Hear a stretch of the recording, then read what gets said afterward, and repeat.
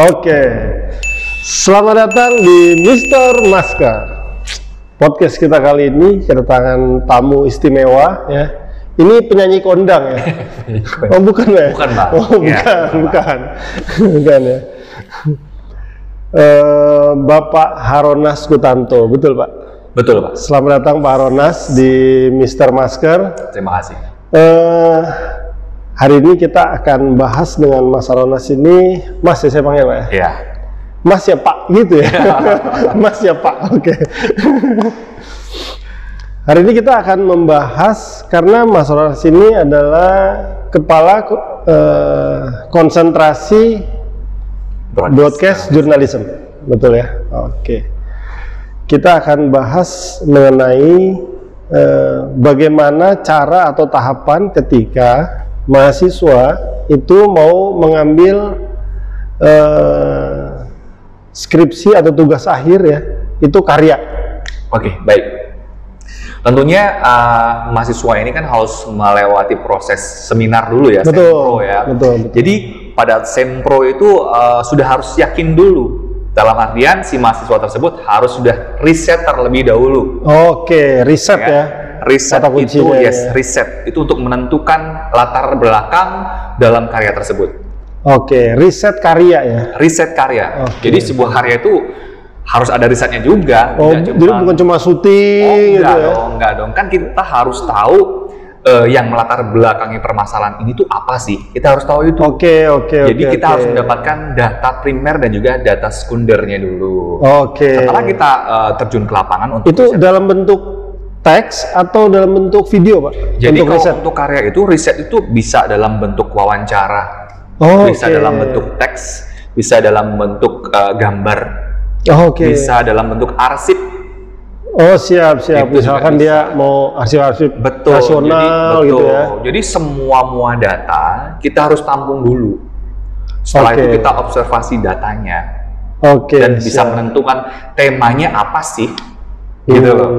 Yang akan kita angkat apa nih, Oke. dan yang akan kita sampaikan ke publik, gitu Pak. Mencoba ini saya urut ya menurut Boleh. pengalaman saya. Ya. Jadi waktu dia sebelum dia mengambil tugas akhir nih sebagai karya, dia harus sempro ya, seminar proposal. Sempro dulu. Nah, di sempro ini apa yang harus dia siapkan nih untuk bisa lulus dari sempro? Lulus dari sempro tentunya kan dia juga akan disidangkan ya. Sempronya itu akan Iya. disidangkan. Tentunya kan harus dilengkapi dengan referensi data-data tersebut. Oh, data tadi riset itu di riset sempro itu justru di yang paling sempro, penting ya. Jelas. Logikanya gini, coba kalau misalkan tiba-tiba skripsi nggak ada risetnya. Lalu, Oke. ya akan Hayalan kosong betul. berarti. Jadi apa yang mau disampaikan? Betul, apakah betul, benar-benar betul. valid nantinya karya audiovisual ini yang akan kita sampaikan? Apakah benar-benar valid kalau misalkan tidak ada data-data risetnya? Oke, ini yang saya mau tanya satu lagi gini Pak. Untuk kita ambil tema karya, itu apakah harus dalam bentuk misalkan dokumenter kah? Dokumenter. Kalau di FKDK sendiri ya, Iya. kita untuk karya audiovisualnya dokumenter. Pun kita juga punya alternatif lain kan, seperti MBKM yang kemarin sudah dijelaskan. Oh iya, oke. Itu. Cuman kalau untuk Yang karya itu khusus hanya dokumenter saja. dokumenter. Tidak boleh ada karya yang lain ya, harus dokumenter. Kenapa kita bukan kok tidak mau karya yang lain? Justru kita pengen image kita, maksudnya image-nya FKDK Budi Luhur ini.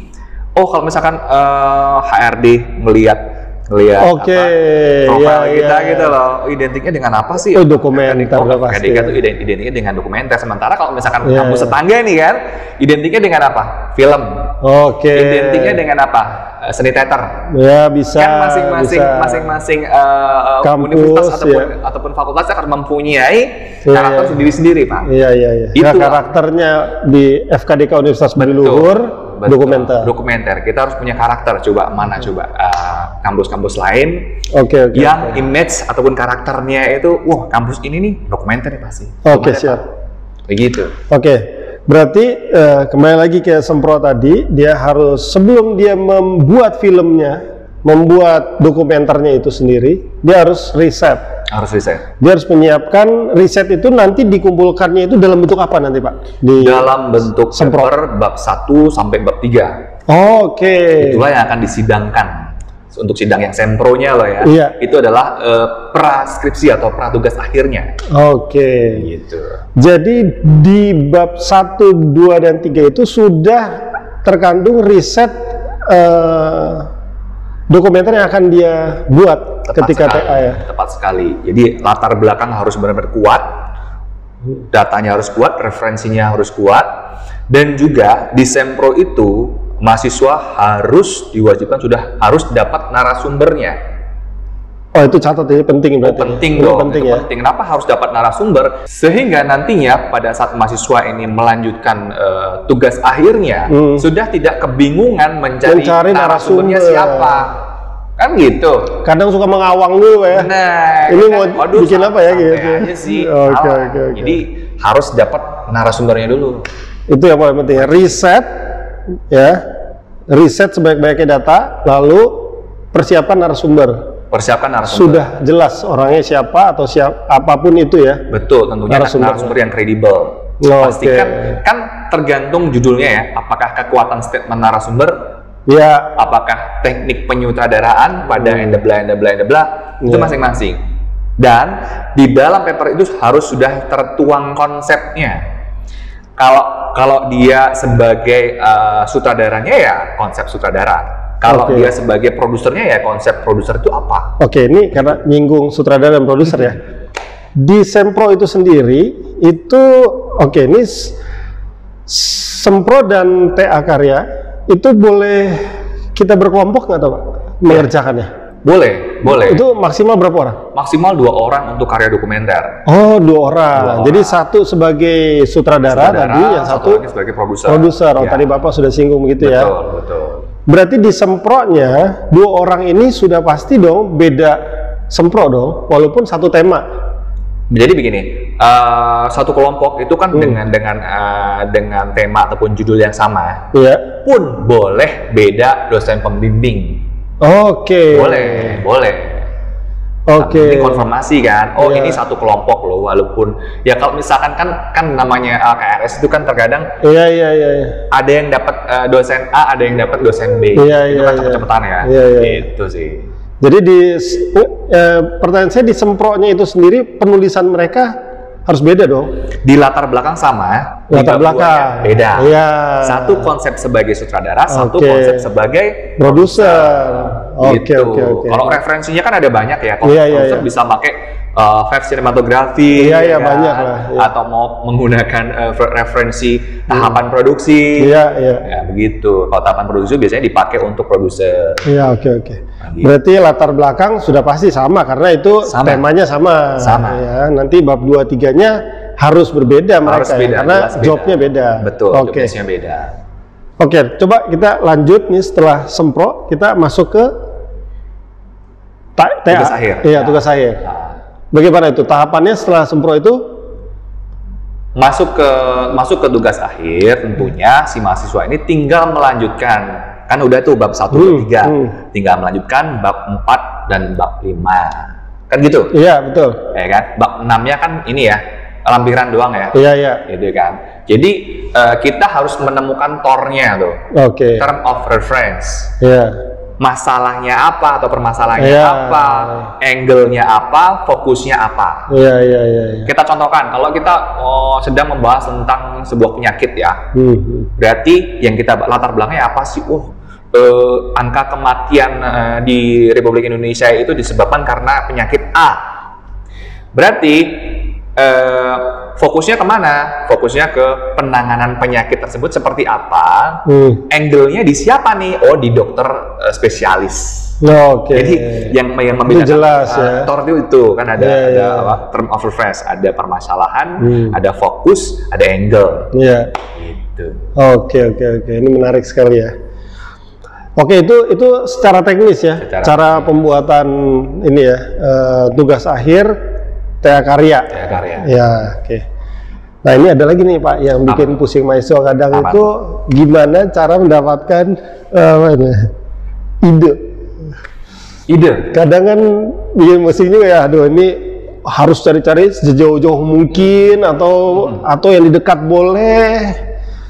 Jadi sebenarnya membuat sebuah karya itu nggak perlu jauh-jauh ya, cuman kembali lagi ke kepuasan diri. Dan terkadang kan, gue harus bikin di ini nih, di Jawa Timur, di Surabaya nih, gue harus bikin di Malang nih, gue harus bikin di Kalimantan, gue harus bikin karya di Borneo nih, lebih jauh lagi. Cuman dalam hal bagaimana mencari tema ya tadi ya, mencari tema. Contoh, kalau kita melihat adu domba Garut itu, adu tangkas domba Garut, oke. Menarik tuh. Di sisi lain, perspektif antara mereka dan kita sebagai masyarakat itu berbeda. Contohnya, versinya mereka, perspektifnya adalah mereka adalah melestarikan kebudayaan. Betul. Ya kan? Di sisi lain, orang yang tidak tahu itu, wah itu judi itu kan ngomongnya gitu. tuh. Iya. Cuman kan bagaimana kita sebagai seorang sineas, sebagai seorang dokumentaris menyampaikan sebenarnya itu tuh judi atau budaya sih, atau mempertahankan budaya sih. Karena apa?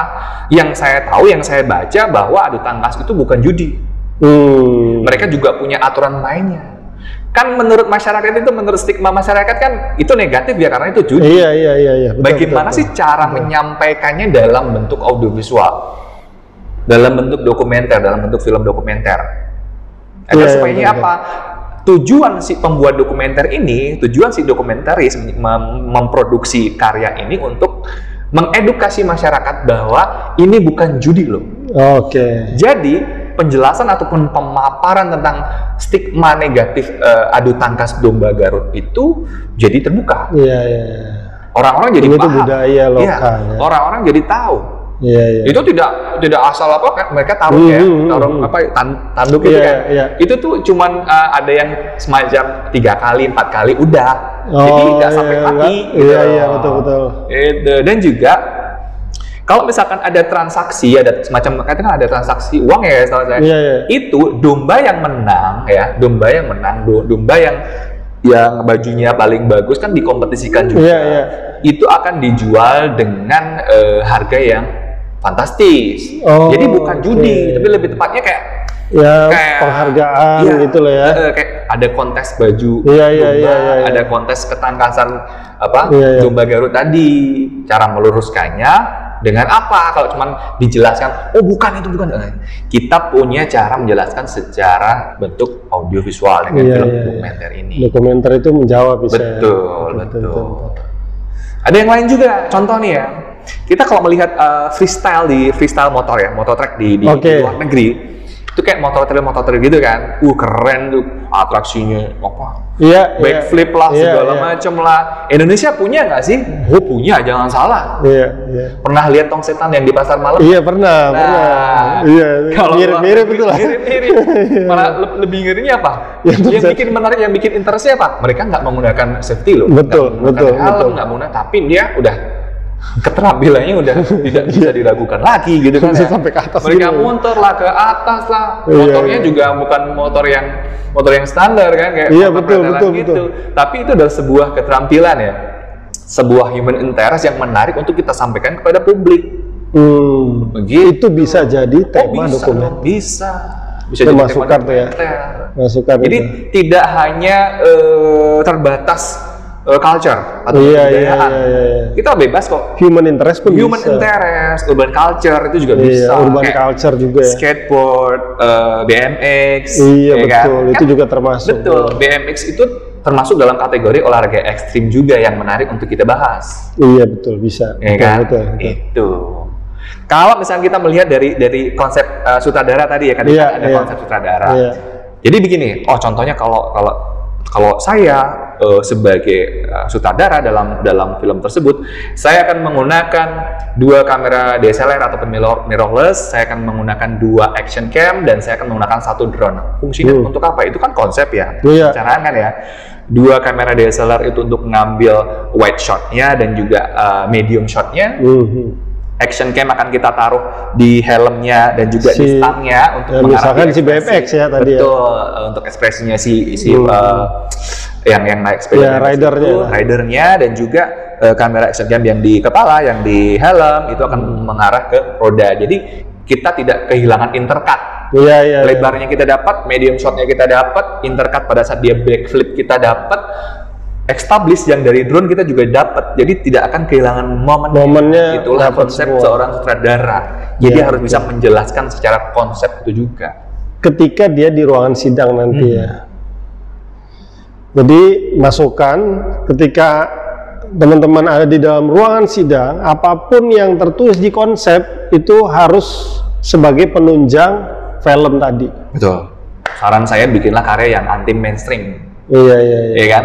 Nggak kepikiran kan? Jadi ternyata tongsetan juga bisa di. Iya betul. Nggak cuma kebudayaan dulu gitu loh. Betul. Syukur-syukur variatif. Dari semua karya dokumenter ada budayanya, ada urban culture-nya, ya kan? Ada extreme sport-nya, lalu ada apalagi ya tentang human interest-nya. Itu pasti akan menarik karena kan bervariasi karyanya, nggak semua maunya budaya. Itu menarik sih. Menarik. Dan setiap karya pasti ada pesan moral untuk disampaikan. Itu udah pasti. Itu paling penting ya. Paling penting. Iya. Paling penting.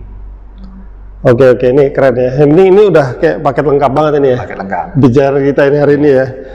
Yang pasti ketika sempro harus diingat konsep riset itu harus ada. Harus supaya first banget tuh riset.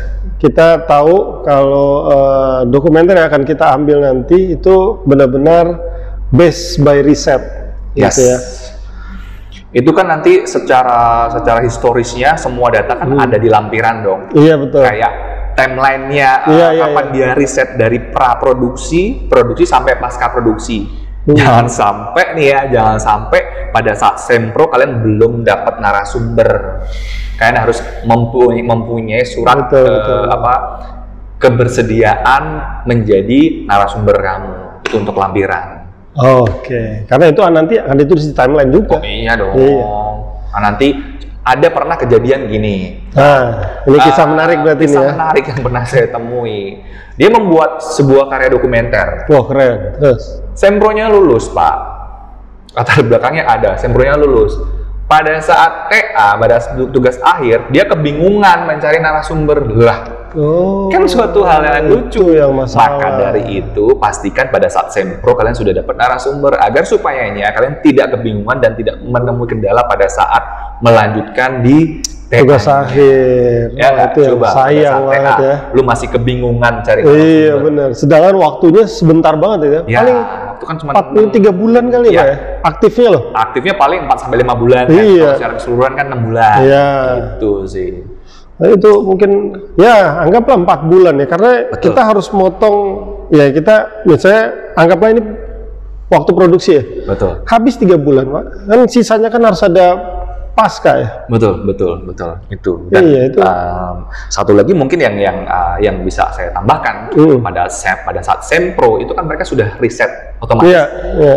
Yuk sekalian nyicil, kalian ngambil gambarnya. Itu boleh. Boleh, sangat. Mau nantinya kepake ataupun nggak kepake kan sudah ada stok. Saya sudah punya stok datanya, data videonya.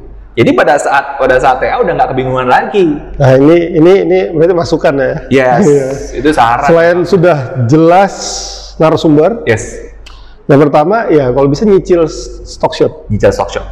Kan kayak contoh. Kalau bisa dapat wawancaranya juga boleh ya? Itu dia yang saya maksud. Karena apa? Video wawancara itu sebagai guide. Iya betul. Sebagai treatment, sebagai alur cerita. Iya. Yang nantinya akan ditaruh di kerangka pemikiran kan. Iya. Gitu. Jadi alur ceritanya sudah nggak bingung-bingung lagi. Berdasarkan apa? Acuannya dari mana? Dari wawancara si narasumber tersebut. Oke. Masa sempro belum dapat narasumber? Apakah dia riset kalau kayak gitu? Iya. Berhayal gitu. Ngarang kalau kayak gitu makanya. Jadi sempro itu udah pasti harus dapat narasumber. Oke. Ini keren banget Pak ya. Terima kasih sudah berbagi. Ada lagi yang perlu disampaikan, Mbak? Yang saya mau tanya gini, ada nggak kisah-kisah lucu selama Bapak udah berapa lama nih Pak menyidang TA karya? Nyidang TA karya itu kurang lebihnya dari 2015 ya. Lumayan banyak Pak sampai sekarang ya. Ada kejadian lucu. Ya. Saya selalu memberikan challenge yang out of the box. Iya. Contohnya, ada mahasiswa tanya ke saya, dia bingung nih, Pak saya mau bikin apa? Mau nggak? Saya kasih challenge. Apaan tuh? Makeup artist itu kan biasa. Makeup manten juga biasa, yang nikah biasa. Makeup karakter biasa. Iya, banyak. Makeup jenazah kalau kamu bisa, mantap. Ada. Oh, ada dong. Itu kan profesi yang nggak banyak orang tahu, makeup jenazah. Ini menarik ya. Oh, iya, saya kan? juga nggak tahu soal itu. Ada makeup nggak jenazah. semua orang mau mendalami profesi itu. Enggak, itu ada khusus. Khusus ada, memang ada. Nah, ini udah ada dokumenter atau belum, Pak? Sudah ada. Wah, ketinggalan Ya, ya. waktu itu nggak selesai. Wah, Nggak selesai. Ya mungkin karena ini yang challenge-nya, lucunya ya. berarti ya. Ya. Sayang banget ya. Padahal ini seru banget. Dan dia Iya. harus mundur 1 semester barulah dia selesai. Ya ampun. Gitu ya. Itu kan tergantung apa ya, effort kita juga ya. Iya, betul. Kalau misalkan kita effort pasti ngerjainnya cepet. Tapi kalau misalkan kita nggak yakin, ya pasti lama. Itu yang susah ya. Itu first. Ada lagi satu. Boleh. Dia bingung lagi nih, mau bikin apa? Dia bingung. Waktu itu saya bilang, profesi yang nggak banyak orang tahu apa sih? Oh, ada tukang sedot WC. Iya, ada ya. Iya.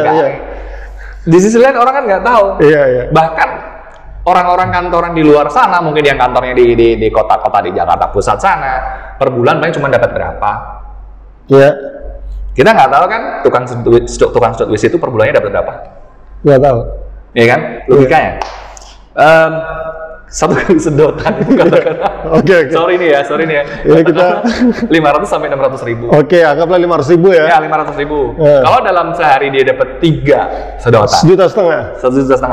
Kalikan 7, kalikan 4. Ya, kali 30 aja langsung lah ya. Ya, berapa? Ya, itu kurang lebih 30-45 jutaan ya. Itulah pendapatan yang dia dapat Dalam satu bulan. Gaji direktur, Pak. Oh iya, dia nggak pakai kemeja, nggak pakai baju necis, nggak pakai rambut klimis. Tapi kita nggak tahu, ternyata gila gajinya gede. 45 juta. Mau beralih, Pak? Oh, enggak.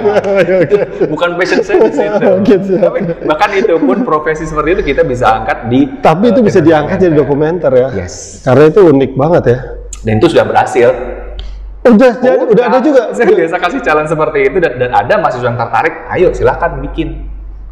Oke, keren sih, keren. Terima kasih Mas Arona sudah datang di Mister Masker. Ini masukannya bagus banget untuk teman-teman yang mau ambil TA karya, ya tonton sampai habis. Ya. Kalau nggak habis, ya nggak ngerti nanti. Dia habisin. Nanti dihabisin orang. Tetap di Mister Masker.